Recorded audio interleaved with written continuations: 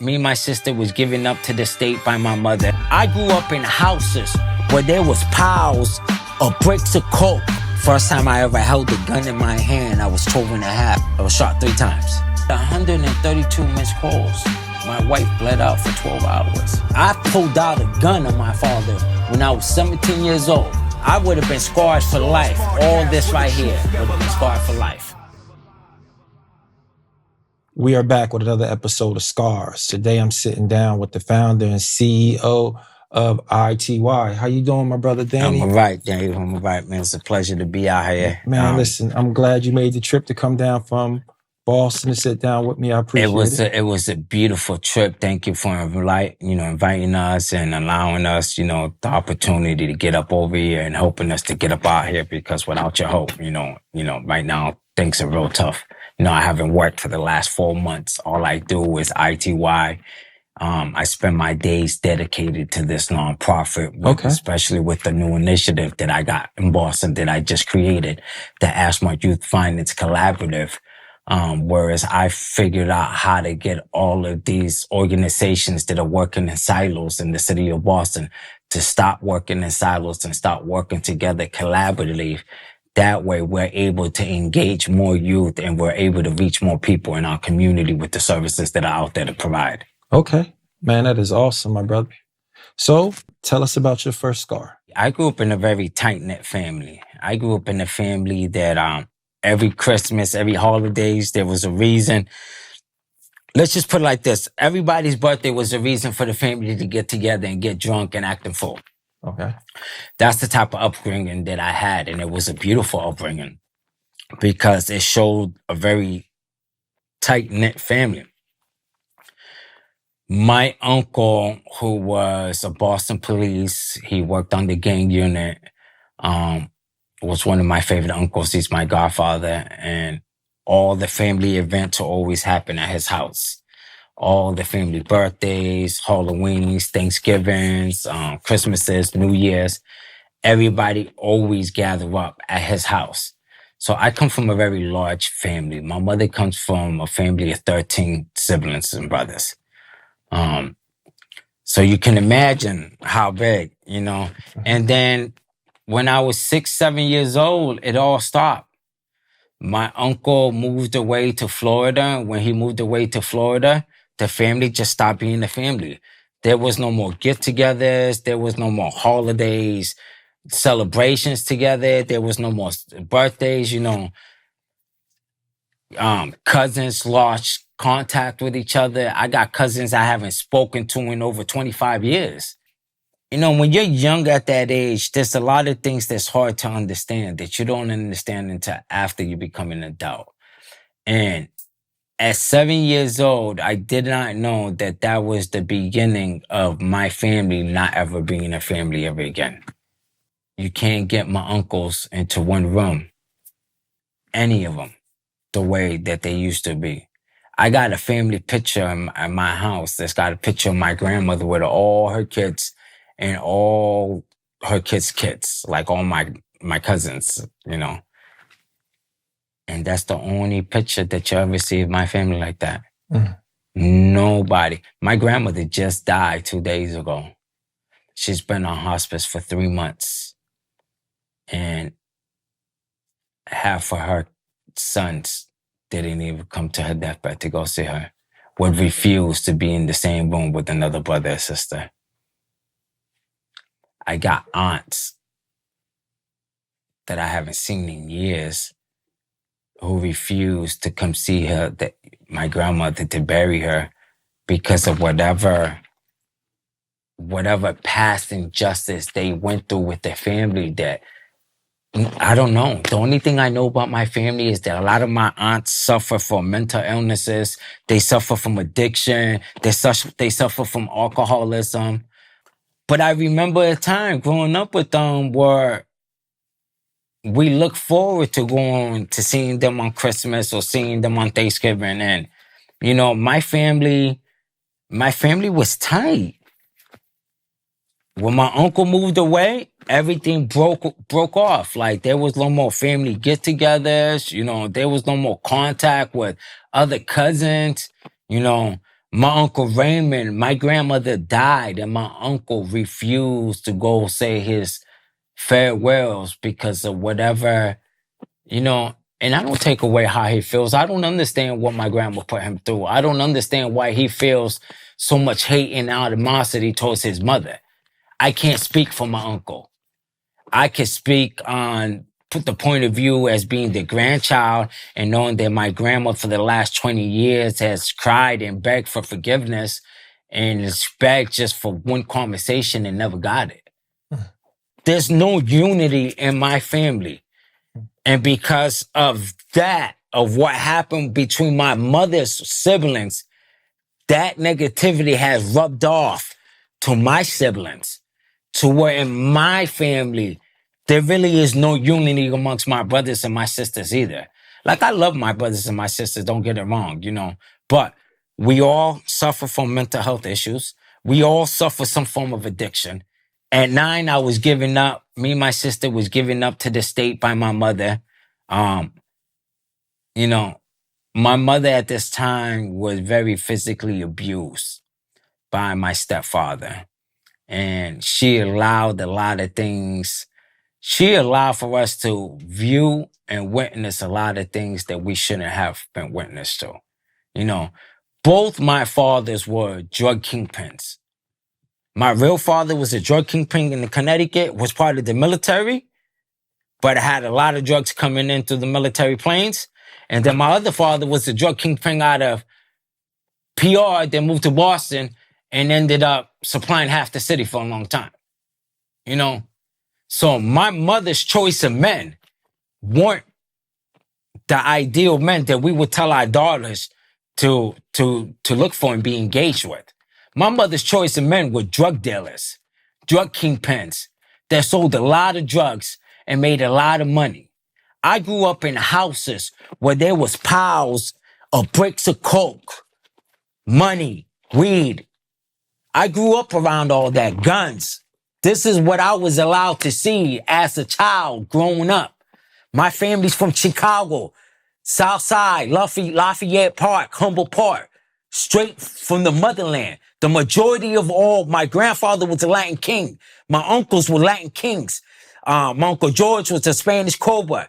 But this is ingrown in the family. Like, this is the traditions that my family came from.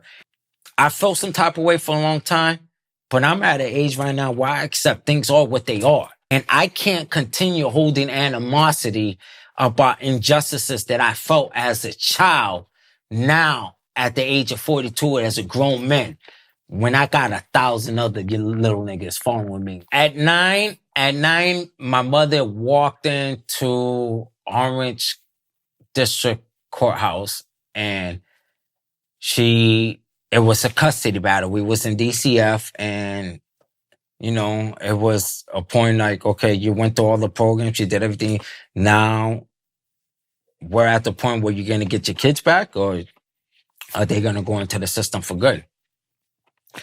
So my mother said that she had too many other kids to worry about and cannot continue worrying about 2 kids who continue to disrespect her and continue to cause her problems that she did not need. And said that she did not want us back to let the state take us. So from the age of 9 to 12 years old, I ran through 42 different foster homes. I never spent more than 4 or 5 days at a foster home at a time. Wow. From the age of 9, I've been running away from strangers that I didn't know. They would bring me to these strangers' houses and I would be there. You know, I'm 9 years old. I am 70 pounds soaking wet at that age. At 9 years old, can you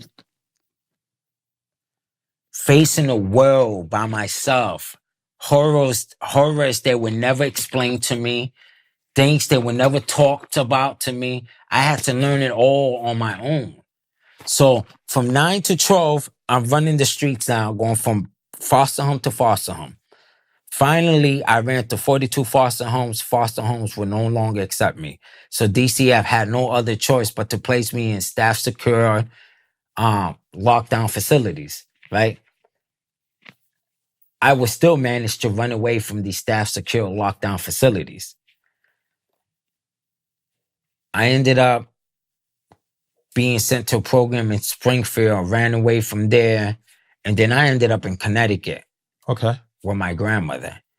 So I ended up in Connecticut with my grandmother at this time because I ran away from the program. And then the program came to get me, but my grandmother stepped up like, listen, I'm the grandmother. I don't know what's going on here, but he has family. He has somewhere to go. And they took me, DCF gave custody of me to my grandmother in Connecticut. So now at the age of 12, I'm living in Connecticut. And at this time, I still got a lot of animosity towards my real father, because my real father was there, but he was only there in money. He wasn't there in time. He wasn't there in spending quality time and showing me and taking me out to the movies. Everything was about money with him. Here, money to my uncle, take him to the movies. Here, money to my uncle, go shopping. Here, money to his mother, get him what his needs. It was never, son, here, let me take you shopping. Let me take you. It was always, here, somebody else, so this is where I get introduced to the gang lifestyle. I was already introduced to the gang lifestyle. I just didn't have no understanding of what that gang lifestyle was into the age of 12. So at the age of 12, I start hanging out with the Latin Kings in Pinnacle Heights, New Britain, Connecticut. All right. And then the Latin Kings in Connecticut weren't like the regular Latin Kings like everywhere else. They were separate. They was different. They was charter because the manifest was Nelson Millet's manifest and it wasn't a KMC, a Chicago manifest. So I get introduced into becoming a Latin King at the age of 12. This is where I get introduced to crack the first time, bagging up dope. And this is where I smoked my first blunt of weed. But my first blunt of weed was smoked with a bunch of older Latin King members. They weren't just smoking weed. They were smoking oolies. And then they tell me what they were smoking was oolies. What is an oolie? So oolie is a blunt laced with crack. Wow. So you got oolies and diablitos. Diablitos is a blunt laced with coke, sprinkled with coke. Oolies are blunt laced with crack. Okay. They smoke different. They smell different. But the first time I ever smoked weed was the oolie. It wasn't a regular blunt. It wasn't a regular. And it was with a bunch of older Latin King members in Connecticut who were bagging up dope. And this is, we sitting in the living room and watching. And he's like, says to me, here, you want to learn how to do this? He's like, I see you on probation to be a king, you baby king. He's like, oh, you king, what you know about me? And this is how that life was introduced. I was like 11 and a half, almost. I wasn't even 12 years old yet. Okay. And what happened was that I was outside playing football with a couple of the neighborhood boys. And then one of my friends didn't show up. So I had to go to his house to go look for him. And when I went to go to his house to go look for him, this is what was going on at his house. So at that time, I seen a lot of young kids talking about they was either Latin Kings, 20 Love, or Solid. We don't know that these are gangs. We just know that people are claiming these things and people want to be part of these things. So I want to be part of something too. Mm-hmm. And it just so happened to be that the people that I was around were all kings. So now I'm in this house and they sitting there bagging up crack, bagging up dopes, fingers of dopes, bundles of dope. That's when they were selling the bundles for $50 and you would get 10 in the, Mm-hmm. And so I'm 11 years old, don't know nothing about these drugs, don't know that they could kill me, nothing. All I know is that I walk into the house and they got piles of crack, money, weed, and and they're all Latin Kings up in there. One conversation led to another, and it led to him showing me how to break up the crack, how to bag it up, and then them passing me a blunt that was an oolie. I smoked oolies from the age of 12 until like 18. 17 when I caught my first adult bid. And then I went 12 years. I had 12 years sobriety. And then I had just relapsed a couple years ago when I got stabbed. But we'll get to that later. Okay. But my addiction to crack, my addiction to drugs, my addictions to running the streets, first time I ever held a gun in my hand, I was 12 and a half, 13. From the age of 13 to 19, I've gone through so many guns. I couldn't even count all the guns that I've had because everybody that I hung out with were older than me. I never hung out with my crowd. I always hung out with the older crowd, the older brothers, so my mentality was advanced. I was selling crack and holding guns at the age of 14, 15, while most 14 and 15-year-olds were still wet behind the ear. They didn't even know how to wipe their fucking ass yet. And I'm out there. I'm out there, hoodied up, ganged up, but living a lifestyle, there was a false doctrine. Living a lifestyle, there was a myth. Because that's what they was teaching in the streets, that Tony Montana lifestyle, that's a false ideology. That's what they was teaching me. That's what I learned. From the age of 13 to now, I have never asked my parents for a fucking dime. My sneakers for school, every year, how parents go out and they buy this kid's school clothes? Ain't nobody bought me no school clothes every year. From the age of 13 up, I supported myself. Everything I got, brand new sneakers, everything I got myself, or older Latin King brothers that I was selling drugs for. Make sure that I went to school. That's one thing that I would say about the brothers. They always stayed on top of me about going to school. And when I would try to be funny and thought that I was going to be skipping school, thinking that I was cool smoking weed, I got my ass whooped. They would whoop my ass like they was my family. So I'm intelligent because even though they installed a lot of negative things, one of the good qualities that they installed in me is you ain't nobody with an education in this world. And you're going to be damn sure you get an education. You're going to be part of this nation. You're going to become somebody that can do something for this nation. Tell me about getting shot. My first time getting shot, I was like 14, 15 years old. And I was gang related at this time. But when I got shot, it didn't have nothing to do with something that I was a part of or something that I did. Okay. I just happened to be in the wrong place in the wrong area. And then I was in a coma for a couple months, for like maybe a month and a half or so. But the whole time that I was in the coma, I felt my mother, both my mothers, my aunt that raised me and my real mother, I felt their presence the whole time. Like I knew that they was there. I knew that they was talking to me. I knew everything about what was going on. Subconsciously, I knew. Where did you get shot? I got shot in my head. Shot in my head, my knee, down my pelvis. So you were shot 3 times? I was shot 3 times. Okay. I was shot 3 times. And that's, I had already gone through some trauma with violence prior to that. That kind of brought me off the porch to play in that sandbox. Mm-hmm. But that's what really, really brought me off the porch to really play in that sandbox. Because when I got up out that hospital, I terrorized them, that other team, and we ain't even gonna mention them because they no need to give. Absolutely. I terrorized that other team for 3 weeks straight until the older dudes from that team rolled up at me at my house like, yo, listen, little dudes, listen, little nigga, what's your issue? Nobody's making money. You keep making the block hot. You got police on our block every night. What's the issue, little nigga? Because you ain't from our hood. You see that we in your hood. So when I explained, 3 weeks ago, I got shot, and I'm looking for such and such, they made it to where the little niggas that I was looking for had to come handle that with me. They got tired. I was literally going into their hood every night for 3 weeks straight, blowing at them cats.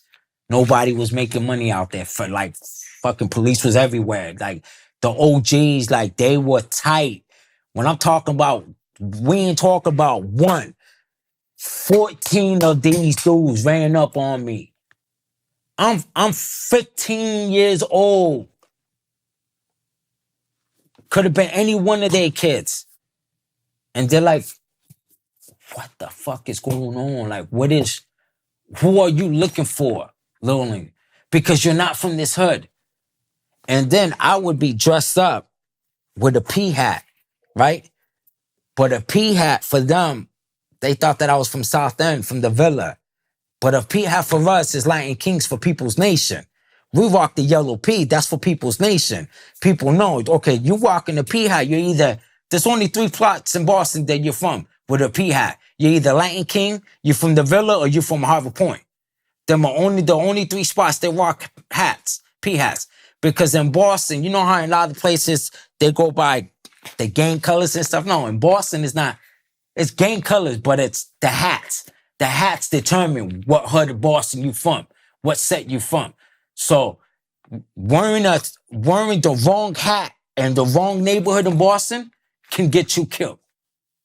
You know, I got a P hat going into Mission, where all they wear is those Michigan blue and yellow hats. There ain't no P hats in there. They're all blue and yellow Michigan hats up there. That's all Mission over there. Now I'm going through over there for 3 weeks straight, blowing on dudes, until the older dudes is like, run up down on me like, yo, what up, little nigga? Like, nobody's making money. Like, who are you? What's the issue? That's what really got me jumping off the porch. And then I wind up going, starting, that's when my life of crime really took off. I ended up going to all the DYSs in the state of Massachusetts. I ended up going through boot camp 3 times. You know, that was just like, from there, it was just like a domino effect of everything that happened in my life and up to now. Tell me about your relationship with your stepfather back then. It was a seesaw growing up, because I loved him back then because he was my stepfather and he did do some good things for me. But I had a lot of hate and animosity because he treated me and my sister different than my other brothers, his kids. You know, we weren't his kids. We was his stepkids. So the way he treated us before he had his kids was way different than how he treated us after he had his kids. And then I can't really be angry and envy of how he treated his kids, because he treated my brothers and sisters real fucked up too. He just didn't know how to be a father. So all that animosity that I had against him about how he treated me, I had to let go, because he treated my brothers and sisters the same way, his own kids.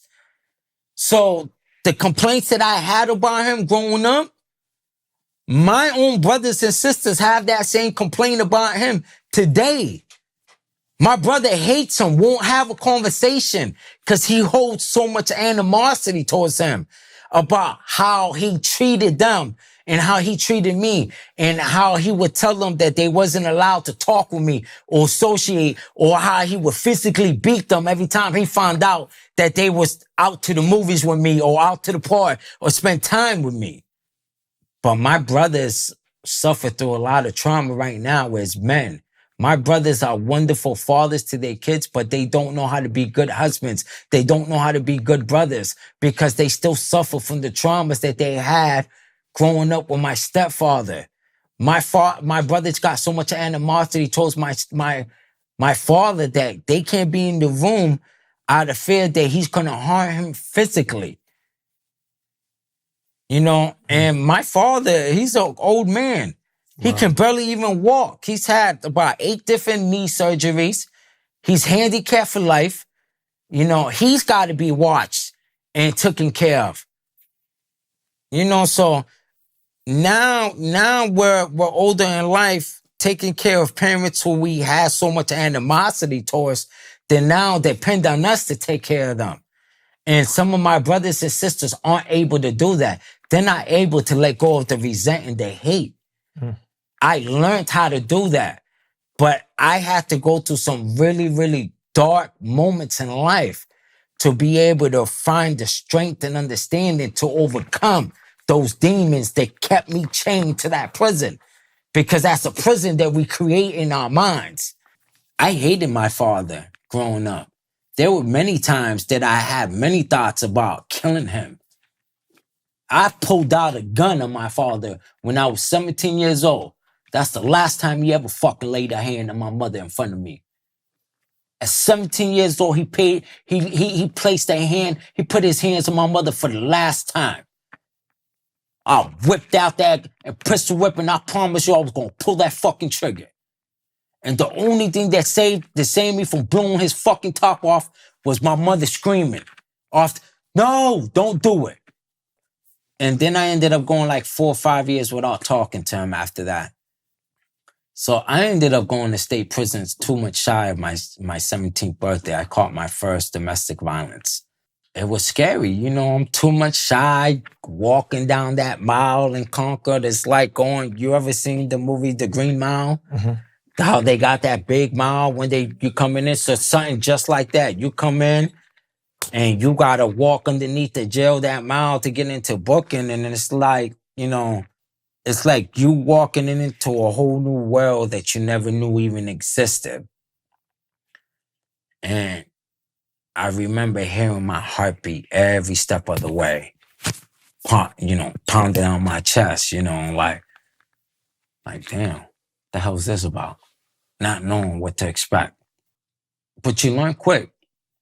You learn what not to do, who not to talk to, where not to sit. You learn what words you're not to use.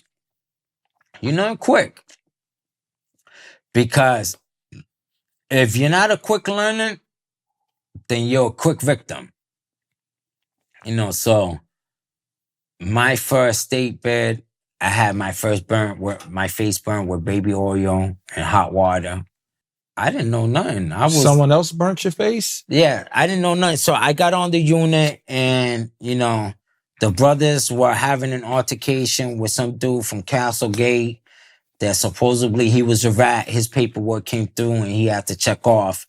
So I was still on probation and, they was like, oh, you still got 2 weeks, into full membership, da-da-da-da. This is part of your sacrifices. Make sure that homeboy's checked off before the next shift. So I went, listened to what dude said, told the dude like, yo, you got into next shift to go check off or whatever. If you still here by next shift, And he was like, oh yeah? Y'all think y'all doing, yeah, he said just like this to me. Oh, you think that's how y'all doing it? And I'm here ignorant, not knowing, thinking, because I got all these dudes behind me, like, So we go in, for count, check in. The next shift comes out. We come out. He's the first one out himself, but nobody's peeping what he's doing. He's got a coffee cup full of water with baby oil. This is one of the reasons why they took baby oil off a canteen, because too many inmates were getting severe burns that were unhealable. So he's in the microwave heating up the water with baby oil and stuff. The only thing that saved me is that he didn't heat that cup up hot enough. If we would have heated that cup up hot enough the way that shit got, I would have been scarred for life. All this right here would have been scarred for life. Because as soon as we walk out from the cells, he's the first one at the microwave. The brothers are already all congregated up at the table talking about, okay, this is how we getting ready to move on him, right? Before anybody got a chance to do anything, nobody peeped him when he left the microwave. He had 2 cups, right? The first cup he splashed on one of the brothers, the older brothers that was like the lieutenant that was calling the shot. He hit him first. But his cup was hot. Because when he hit him, he started yelling instantly. So the minute he threw that cup, the second cup was on to me, right? I started yelling. But before I had a chance to go like this, to be like, what the? The CEO grabbed my hand. Like the CEOs that had already peeped what was going on, they came in. They was already, IPs were already waiting at the door, waiting for shit to pop off. The CEO came and grabbed my hand, was like, if you rub your face, you are going to scar yourself for life. They didn't allow me to rub me. They rushed me to Mass Eye and Ear. I was in Mass Eye and Ear for 16 hours. They took me straight into the operation room and they started putting this a cream called silver nitrogen. I'll never forget it because I had to put that cream on for like 4 months. And then they bandaged me up, but they handcuffed me to the bed railing so that I couldn't, when my face was itching and stuff, so I couldn't go like this because it was gonna scar me. Look, I got no scar. You couldn't even tell that my face was burnt. But it took about 8 months for my face to heal, the burn and everything. Wow. You know, so that was like my first experience going into jail 2 months shy of my 17th birthday. And then it just went from, I ran through all the DYS youth detention centers. I ran through almost all the county jails in the area, started going into state prisons, different state prisons in different states. And then eventually ended up in certain federal. Tell us about the scar of the loss of your brother. I think that's one of my biggest scars in life, for the fact that I wasn't able to say my goodbyes. Me and my brother had one of the biggest fights 2 weeks before me going to jail. Because I was hard-headed, you know. I thought I was young. I knew everything. I wanted to do things the way I wanted to do. And, you know, my brother was like my father figure, you know. He didn't have a problem putting hands on me when he felt I needed an ass whooping, and he didn't have a brother, you know. That was my father figure, you know, like, yeah, we got into fights and he whooped my ass, but he also gave me the most love out of anybody, you know? And I have a lot of memories sitting down, playing Sega with him and him just talking to me and just teaching me, you know, and telling me, you know, you're getting ready to go through this and you might not understand this, but I need you to be prepared for this. And I need you to, you know, when you finally go through this, know why I'm saying this now. So when I lost him in life and I started going through things that he taught me young at age, those are the things that I value most. You know, when you find a good woman, you treat her right. You don't put your hands on them the way that our fathers put their hands on our mother. You know, you have a kid, you be there. Like, you be the best father that you can be. You know, there's a lot of things that he taught me, that a lot of things I listened to, then some things I didn't listen to. But it doesn't mean that he didn't teach me. He taught me these things, you know. And today I know right from wrong. And today I understand why he told me and taught me the things that he taught me when he taught me back then. Tell us about the passing of your daughter. My daughter died at 9 months old. She died from a brain tumor. I was incarcerated.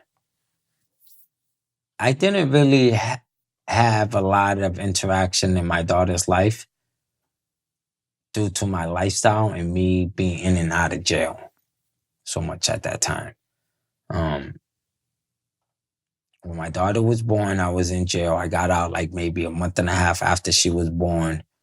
And then I ended up going back to jail like maybe 6 months later. And then when I went back to jail, she ended up passing away. She died from a brain tumor that was growing. And me and my daughter's mother have never spoken since. I was brought to see my daughter in handcuffs, seen her buried, and that was the last time me and my daughter's mother ever spoke. Wow. You know. Tell us about your wife getting killed. And then my wife was murdered in 2008 by another Latin King member from another tribe within the state of Massachusetts. There was a civil war that broke out amongst the brothers. Brothers were fighting against brothers.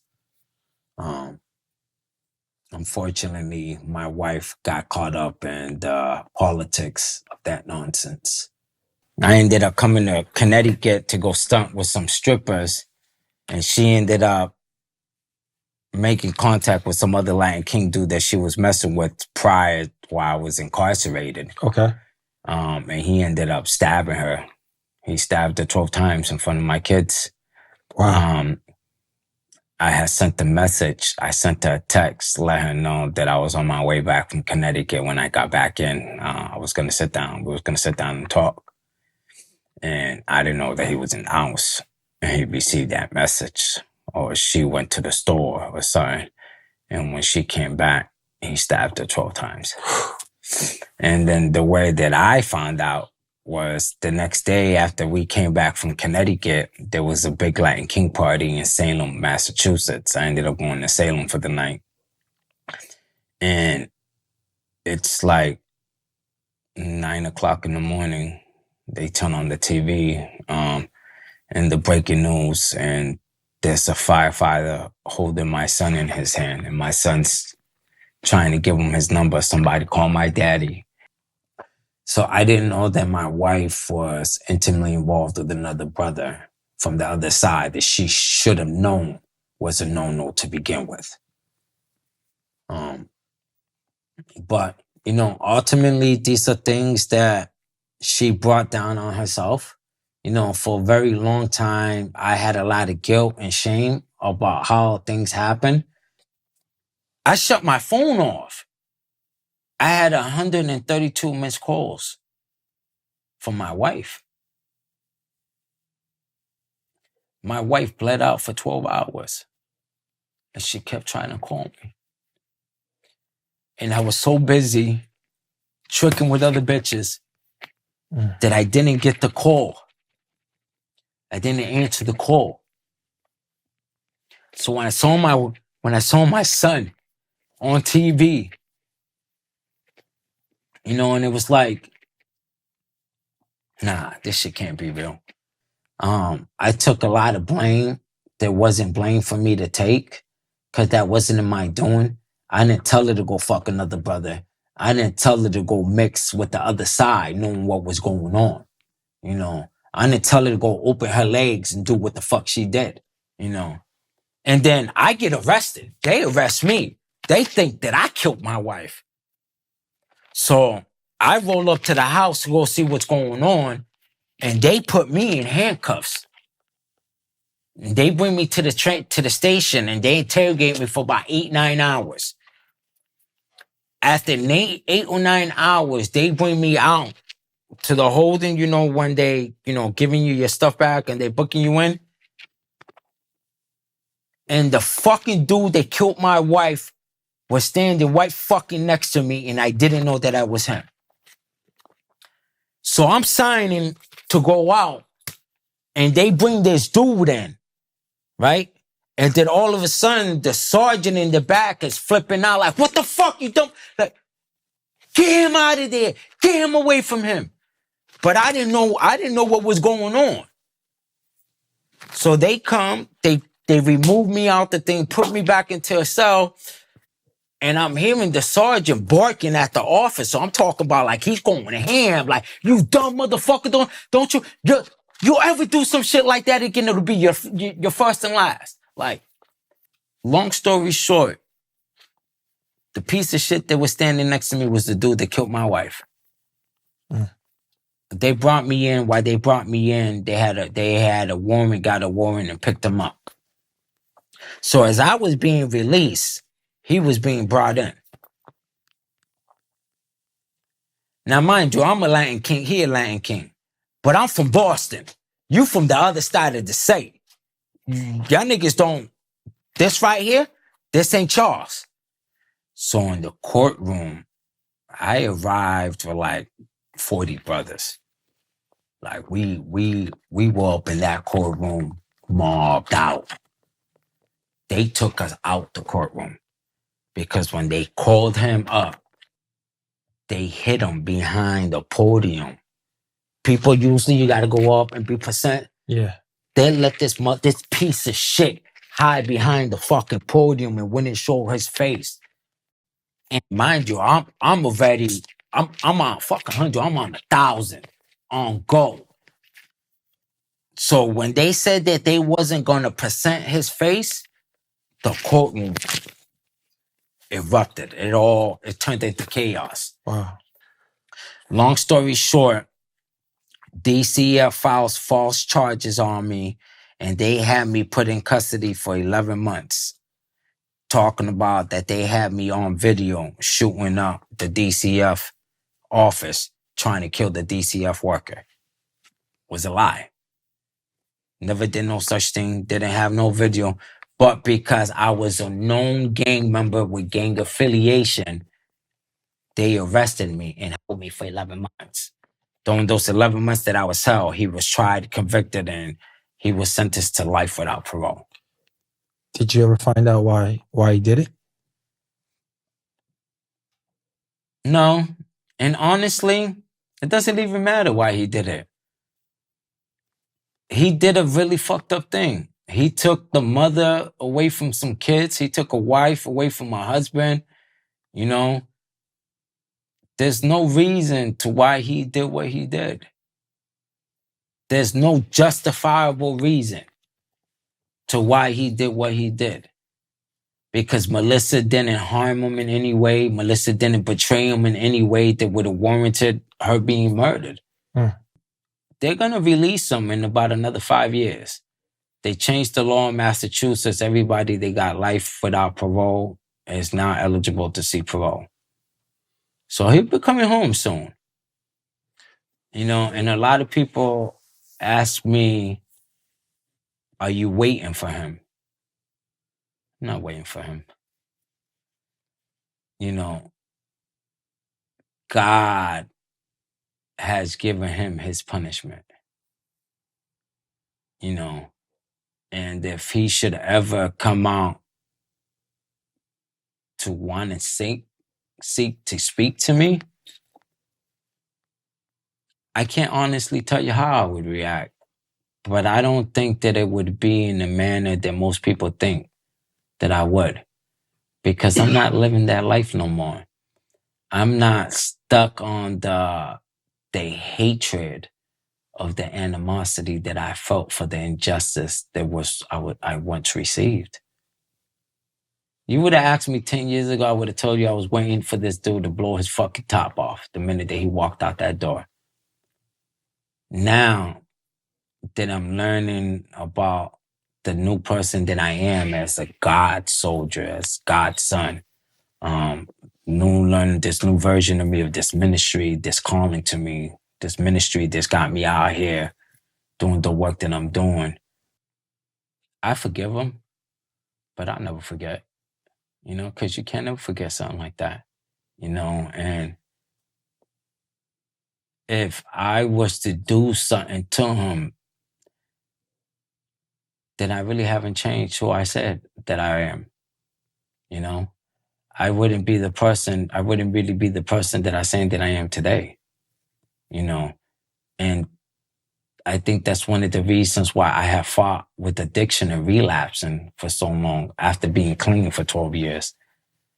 It's because of certain things like this, you know. And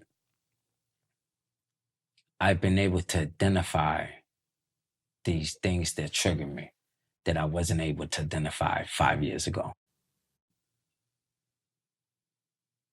And this is why I'm able to do what I do, you know, because I take all these scars that I have in my life and I turn them into life lessons to teach the kids the importance of the lessons that are learned.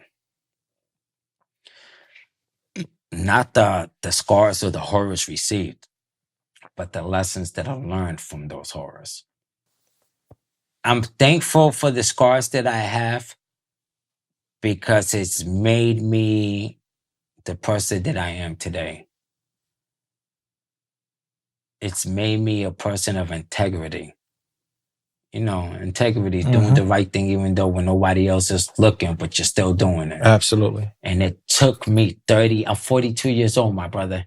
It took me 38 years to learn the significance of what real integrity truly signifies. And this is what I try to teach all of my kids, and this is why I created ITY, Inspiring Today's Young Adults, because everything these kids are going through right now, I went through. I understand. And I had an ability at a young age to talk for myself, to represent myself, to advocate for myself. A lot of these kids aren't able to do that. And I teach these kids how to become self-advocators. I teach these kids how to become self-motivated, how to teach yourself and not wait and depend on others to do for you tomorrow what you can do for yourself today. The reason why I'm so authentic with these kids is because I'm the real deal. I'm not sitting here talking the lifestyle that I never lived. Okay? I ran the Latin Kings for many years in Boston. I ran for 27 years. I ran up and the reason why I stepped away is because I got tired of babysitting grown men. You get tired of babysitting grown men. You 23, 28, 24, why do I got to show up at your door because you didn't show up you didn't show up for church or you didn't pay your dues or you didn't do your volunteer work for the month? Everybody took an oath to be a part of this. Everybody said a fist upon my heart means I die for you, right? You said that you would give volunteer. You said that you was about fighting oppression. You said that you was about fighting for equality and fair housing and stable living. But no, all you guys want to do is sell drugs and shoot people. Ain't nobody out there really doing what they were supposed to be doing. You get tired of babysitting grown-ass men. I got tired of babysitting grown men. I got tired of realizing that I was hoping to spread a false doctrine that didn't hold no real value in the stuff that we was claiming it held. I gangbanged for 27 years, glorified the lifestyle, glorified being the king, doing this and doing that. And when they asked me, what real joy did you ever get out of it? Let's be honest. What real joy did I ever get out of being a Latin king? Because I ended up being shot 3 times. I ended up being stabbed 12 times. I ended up going to prison and going through the most horrific horrors. I've been shot with rubber bullets. I've been tear gas. I've been HTO. I've been tasered. They let the dogs off on me and bite the fuck out of us. I've been strapped to a chair for 18 hours while I was forced to shit and piss on myself. And the fucking CEOs were sitting there laughing about it. Like, I've gone through some real fucking horrors in these prisons. Okay? People come out and they glorify this lifestyle, but they don't talk about the truth behind this lifestyle. They don't talk about all those horrors that I just talked about. They don't talk about how the system, when you go into the system and you go in and you're labeled as a gang member, that you automatically fall under a different set of rules from population. They don't talk about that. They don't talk about how you automatically go into close custody, 23-1 for years on end, just because of a simple affiliation. You ain't even have to commit an infraction for them to throw you inside that box. They don't talk about that. They don't talk about the fact that the worst part about being in prison is losing a family member, a loved one, and you never being able to have your last goodbyes with them and how that eats you for the rest of your life. They don't talk about that. All right? They don't talk about the niggas that claim that they your brothers are going to be the first one to stick a knife in your back the minute you decide to go against what no longer is a part of their agenda. They don't talk about that. But they want to talk about unity and family love and respect and honor. Where's the honor in any of this? Where's the unity and love in any of the stuff that I just said? Where is the unity and love in that? Because I tell the brothers all the time, you got 150 Latin kings in your back and you got 150 enemies in your front. You got one shoulder and one shield. One sword and one shield. Where do you place your shield? You don't place it in your front because you know everybody in your front's your enemy. You place your shield in your back to watch your brothers. They're going to be the first one they're going to stab you in your back when you're not looking at. That's where you place your shield. And brothers be like, yo, D, but why would you tell brothers that you making brothers not want to be? No, it's not making brothers. You telling the truth about this lifestyle. Ain't nobody sugarcoating shit here. You want to gangbang? This is what gangbanging is. You're going to go to jail. You're going to be labeled. You're going to be targeted, not just by enemies, but by administration, law enforcement. You're going to put a title over you. You can't say that you're a man because any man won't let another man tell him how to dictate how he should live, walk, or talk, right? But when you become a gang member, you got to follow a COC, right? There's somebody calling the shots, right? So the minute you talk out of line, the minute you walk out of line, the minute you don't fall under a certain expectation, now there's consequences, right? For how you saying you a man and you're allowing another man to allow you how to talk, how to walk, and how you should act. See, this is the stuff that I teach to you. This is what I teach in my workshops. I teach them the realities of this lifestyle, not the sugar-coated shit that's being out there presented. You want a gangbang? I'm going to tell you what gangbanging is. Gangbanging is you going to fucking jail and your best man claiming to be your best man trying to fuck your bitch while you in jail. That's what gangbanging is, okay?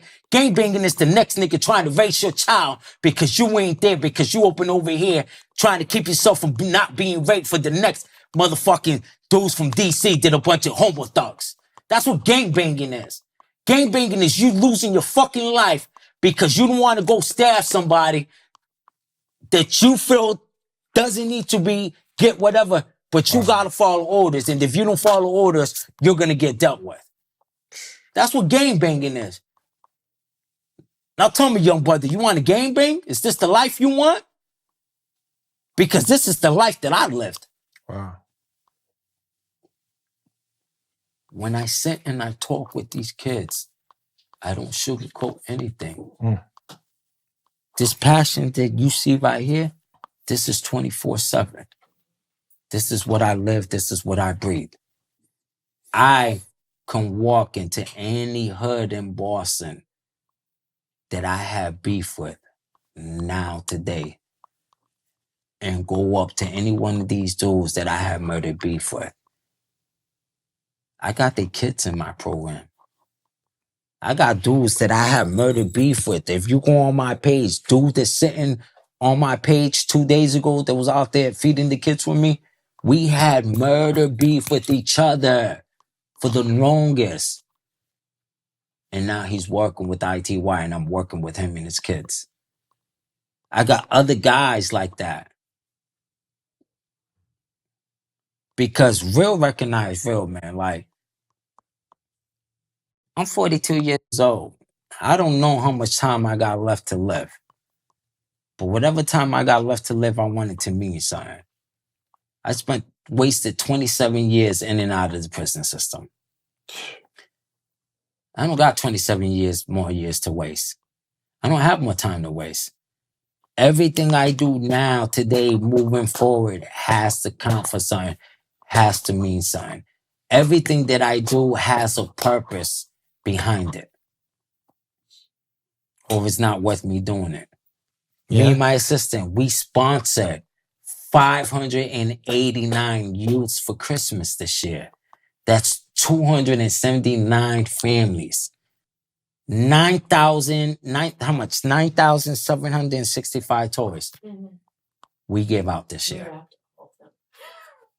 And you know why I do it? Because I remember growing up as a youth. Christmas time came around and I was amongst strangers. And it was strangers that showed me some type of love. It was strangers that gave me gifts. And I never forget that. I've been passing out gifts to family for the last 5 years. Majority of it out of my pocket. I work half a year, save money, and I put that money away for Christmas. So in closing out, what would you like to leave the audience, my audience? What would you like to say to them? Exactly this, because this is what this is all about. Let me talk to you today about something real, something wrong, something I come to call distorted priorities. So what I'm about to read right now is the number one reason behind the creation of ITY. See, patience is a virtue. When you're incarcerated, you learn that in the deepest way. You really have no choice but to be patient. So many things are out of your control. The things I truly have control over in here are my thoughts, my feelings. I can't control how fast things happen, how people feel about me, or when life was shift in my favor again. And I've had to accept that the only person I truly have power over is myself. I realized that it is my distorted priorities that have held me back from my full potential. I can't save a marriage that was never meant to be saved. I can't keep loving someone who doesn't want to be loved. I can't keep numbing myself to avoid the pain I need to face. I can't keep making excuses that don't hold weight anymore.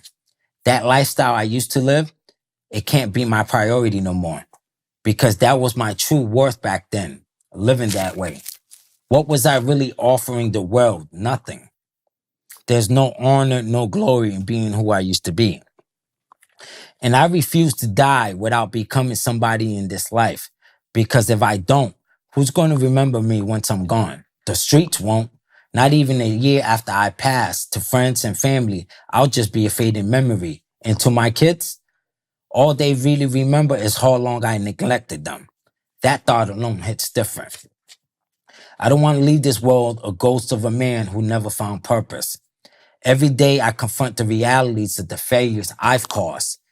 I'm not a coward, but over a decade ago, I acted like one. I'm not a criminal, but my record might say different. But I know I've outgrown that life. The streets, the chaos, the women, the highs, none of it speaks to me anymore. I don't need to be seen to be cool or to pretend to be someone I'm not. All that's behind me. I just want to be remembered as someone who made a difference. Someone who turned pain into purpose, who gave back to the same community he once took from, who spoke the real truth about gang life and how it affects people. Not the glamorized version, but the pain-filled, soul-killing truth of it. I want my mistakes to become lessons. I want my story to guide other young men who are just as lost as I once was. And I want to love, truly love the way I've always wished someone loved me. I'll never again allow another person, especially a woman, to use my past as a weapon against me, because I am somebody and I'm becoming more each day. The insecurities I once carried, they don't define me no more. I'm growing, I'm learning, and I'm reaching for more. No woman will ever feel unappreciated or unloved because I couldn't communicate. Because now I understand that love, real love, is about healing, understanding, and presence. And yes, love hurts, but it's in that pain that we grow. This pain I'm sitting in right now, it's reshaping me. It's forcing me to evolve. Because if I don't, this misery will eat me alive. I have to believe there's a light at the end of this tunnel. That all of this pain, all of this discomfort is the result of a lifetime of distorted priorities. But maybe pain and the cost of growth, maybe that's the point of feeling all of it. I've struggled for years to figure out what it means to be a man. I was blind, confused, stuck in chaos. I had no direction, no sense of purpose, just pain atop of pain. Every moment was happiness. Every moment of happiness was fleeting. It was just temporary. But today, for the first time in my life, I see clearly. I understand who I am. I see my values, my morals, my truth, and they're mine now, not borrowed from the streets of the lies I once believed in. It took years of suffering to get here. I used to be broken physically, emotionally, and mentally. I believed lies because I didn't know better. I failed because I never tried. I hid behind fear and denial. But today, I acknowledge this. I'm the strongest I've ever been. not just in body, but in my mind and my heart. I'm not angry anymore. I'm not chasing revenge. I'm not fueled by bitterness. I've made mistakes, yes, but I won't let those define me. I speak now, not from a place of ego, but from growth, because I finally recognize how far I've come. I didn't understand life meaning until I was in the dark. But in those darkest moments is when you find your brightest truths. It took me 3 decades to realize that love and family, the ones you come from or the ones you create, are what life is really about. That shared bond, the struggles, the victories, the unconditional love. And that's what gives life its true meaning. For so long, I believed I was a nobody because that's what I was told, especially by the woman who gave birth to me. And when you hear it enough, you start believing in it. But once I stopped caring what people thought, I saw the truth.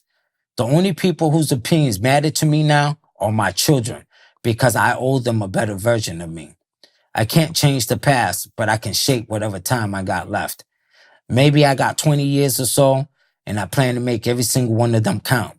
I want to become someone my children can be proud of, someone my people can say he changed his life for the better. For years, I searched for purpose. I didn't know what I had to offer. I struggled with suicidal thoughts, with failure, with disappointment. With all of that taught me one thing. I do have something to offer, and I found the voice to express it. That's why I created a program called Inspiring Today's Young Adults. A program built on the truth of my lived experiences. A program that dives deep into the real causes of gang violence, domestic abuse, and broken homes. A program rooted in the things I've lived, endured, and learned from. Because at the end of the day, we need more voices, real voices, talking about what's really going on in our communities. And if I can become one of those voices, then everything I've gone through wasn't in vain. Because the truth is this, men like me, we're the reasons these problems exist. Not because we wanted it this way, but because we were never taught better. We never had a real example. No father to show us how to love, how to lead, and how to build. So now it's on us. It's on me to be that example for the next generation. And that is what Inspiring Today's Young Adults is all about. My brother Danny, thank you for coming out, sitting down with me, man. I truly appreciate it, man. Absolutely. All right. Man. So listen, I hope you guys enjoyed today's episode of Stars. Please like, share, subscribe. Please tell a friend. We out, Jay. Scars on the surface, but they deeper within. Every stitch is a chapter, every break is a win. From the pain we ascend, like the phoenix we rise. Scars podcast where the truth never lies.